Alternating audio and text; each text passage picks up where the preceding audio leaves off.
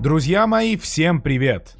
Много вопросов возникает при регистрации и дальнейшем участии в таком событии, как Лига Резервуара в игре State of Survival.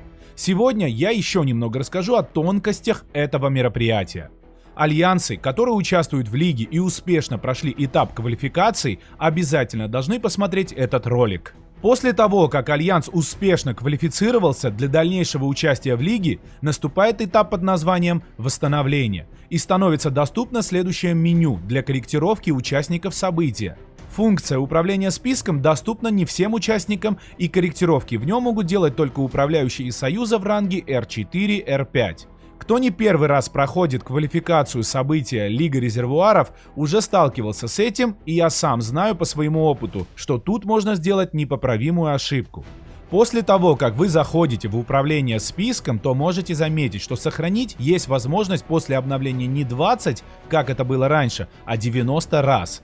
Я знаю, бывали случаи, что многие союзы, не зная этого, тратили все попытки, и когда в союз переходили игроки из других альянсов, для изменения не оставалось сохранений.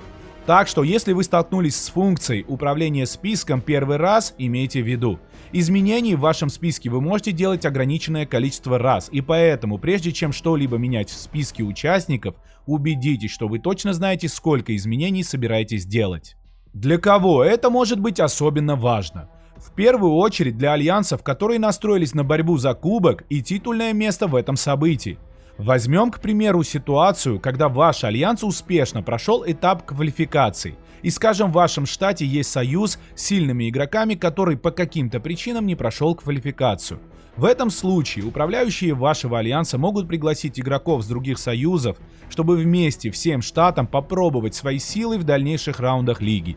Ведь чем больше у вас в команде будет максимально прокачанных аккаунтов, тем больше вероятность победы в этом событии.